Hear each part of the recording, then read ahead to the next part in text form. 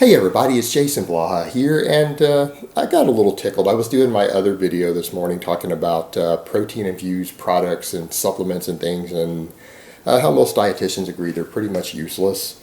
But I was thinking about people who talk about they drink protein shakes for convenience.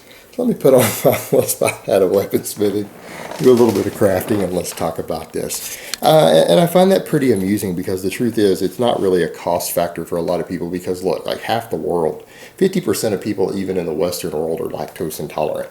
Most of you whey protein shakes, which are just made out of a waste product, which I mean I can understand, guys. I understand being environmentally friendly by finding a way to consume waste products is normally used as pig feed, but it was just fine as pig feed. It was being used just fine as pig feed. We didn't need to come over and dump it into people who are trying to get in shape. But it gives people gas, farts, everything else. All these guys who you hear talking about farting because of a high protein diet, it's the whey protein you're consuming. It's not the meat. It's not the other products, the high protein products you're consuming. But, they talk about it being a convenience thing. Well, it's easy for me to just mix my shake and go.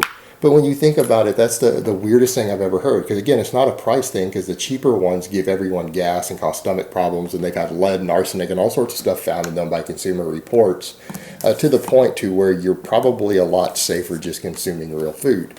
Again, read all the stuff on Consumer Reports. Some of the top brands, the highest quality brands, have had, when they tested them independently, they've had more than the acceptable amount of lead, arsenic, stuff like that in them. So, I mean, these are not the best products in the world. And again, you got to remember, this is a waste product. Whey protein's a waste product from the cheese industry that, again, has been used for pig food forever because it's a good way to get rid of it. And now they're just giving it to you guys. But again, the cheaper it is, the worse the quality of it is. The worse gastrointestinal problems people have from it, the higher the toxins, everything else, because they haven't filtered it excessively, which they need to. So, the convenience thing. Well, and I would ask people, what do you mean by it's convenient? They're like, well, I don't have time to cook all this protein that I need. I don't have time to cook all this protein that I need. And I kind of step back and go, well, really? Well, why not? And honestly, you still have to mix it. And then those shakers, if you don't get those in the dishwasher soon, all these shakers everyone takes. Have you ever smelled one of those things that you forgot to throw in the dishwasher or soapy water? It sat in your gym bag for 6 hours in the heat. Before you cleaned it, it's ruined. The thing smells rancid. You can't even use it again. So, I mean, there is definite cleanup required every single time that you drink one of these things. Some of them are actually hard to clean off containers. It's sticky, nasty crap. And honestly, let's be honest, they don't even taste that good. Even the best ones, if they taste good for a little while, you kind of get sick of them because they put excessive amounts of artificial sweeteners in there. Like, remember when I did the taste test and stuff on the Tiger Fitness, and I had said later, yeah, I like this, but after about a week of drinking the free ones I got, it did start to become overwhelming. It's because they're putting so much sweeteners in these things to make them palatable that it eventually gets nauseating to drink it. But it isn't as time effective as people make it out to be. And I would look at people and say, well, what's wrong with normal foods? Like, at what point do you feel the need to go buy this product that you think is saving you time? First of all, if time was a factor, a lot of these guys would be running more efficient training programs. I see people all the time, guys who spend hours a week more than they need to in the gym to reach the specific goals they have. They run all these really high volume programs that have more fluff and stuff in there than they need. I mean, if you got out of the gym 30 minutes earlier every day, you would have time to cook real food. An extra 30 minutes to cook with every day. I mean, that's an enormous amount. It's an enormous amount of time. You could easily cook an extra 200 grams of protein-rich foods every day with 30 whole minutes. But you see guys in the gym who have hour-and-a-half long workouts 5 days a week who would be just as big if they trained 45 minutes 3 times a week. They'd be just as big. And the same thing, you can be cooking while you're doing cardio. I mean, most people's list cardio and stuff they can do at home or whatever. They can put stuff on a slow cooker. They can put food in the oven and go do an hour of cardio. Or think about it this way. Look how easy it is to cook stuff and how easy it is to do protein ahead of time. Like for me, chicken breast. I oven bake chicken breast. I throw them in an oven in a big enamel container for an hour. And I can do that while I do other stuff. You don't have to stand there and watch that. You can oven cook 3 or 4 pounds of chicken breast, all right, and then put them in the refrigerator. You can even cook them in sauces or whatever and reheat them as leftovers. Because if you buy the big value packs, that's the most cost-effective way to do it. You can buy 3 or 4 pounds at a time. That's a pound of chicken every day for 3 or 4 days. It's cooked one time in an hour, and you can put it in Tupperware. How about slow cookers? You can stew meats and everything. Big crock pots. You can cook stuff overnight. You can set a slow cooker up before you go to bed and cook a big meat-based stew with potatoes or chicken or lean beef or lean pork or whatever it is that you happen to eat, and let it cook overnight.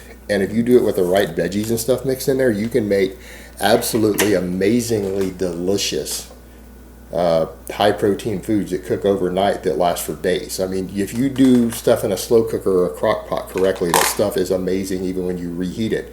You can reheat it 2 days later in the microwave and it still tastes amazing. All right, this is the sort of stuff that takes like 30 minutes of prep, and then you just leave it overnight and let it cook. 30 minutes 2 or 3 times a week. You can't come up with 30 minutes 2 or 3 times a week. I promise you, some of you guys are spending that much time mixing your protein shakes and washing the shakers. I mean, think about it, guys. And it's just so easy to do that. How about a George Foreman grill? Same thing. You can cook chicken, steaks, whatever on your Foreman grill. They take 20, 30 minutes while you do other stuff at your house. I mean, you can actually go throw your Foreman grill on and take a shower, and by the time you're done with your shower or your bath, you can come out and your food's cooked. Again, you can do several days worth at one time. Where's the inconvenience? Oh, how about pre-prepared foods? How about Greek yogurt, fat-free Greek yogurt? All right, you can put whatever you want on those and eat those with a spoon. Most of those big tubs have 90 grams of protein in there. All right, you can take these to work. You can put them in the refrigerator at work. You can eat them before bed. You can eat them before you get up. You can mix them with whatever you want. You can mix them with oats. You can mix them with fruit. You can eat them just straight. You can put sweetener on it, whatever you want to do. Pre-prepared. There's less work involved in a protein shake because you can eat those right out of the container. You can just take a spoon and eat that out of the container. You don't have to wash your shaker later. So people try to talk about how they're a convenience food. They're not a convenience food. They're a marketing product that you've been told is a convenience food. And the only reason all you guys buy these worthless ass protein shakes, because most of you consume probably twice the protein you need for your gains anyways. Right?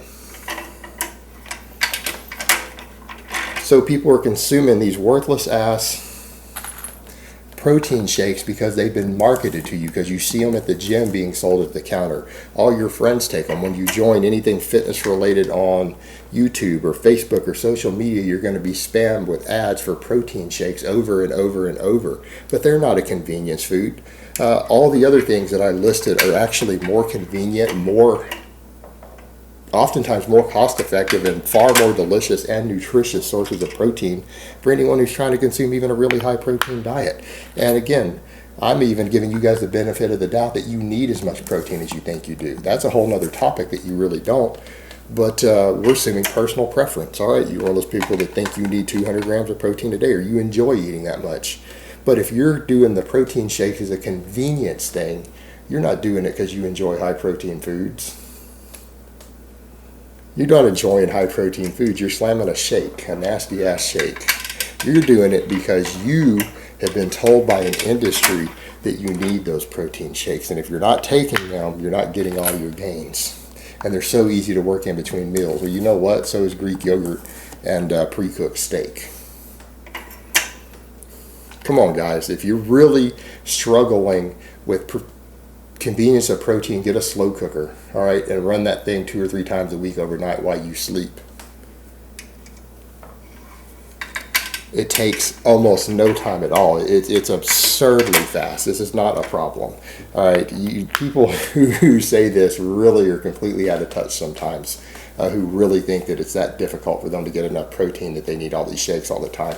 You're only doing it because you've been told by all these magazines and gurus and everything else that you need 5 or 6 servings of protein a day, and that you need protein shakes immediately post-workout and all this other bullshit. That's the only reason people are consuming them. It's not about convenience. Alright guys, well that's really all I have to say on that today. I hope it's been informative, and I will talk to you guys next time.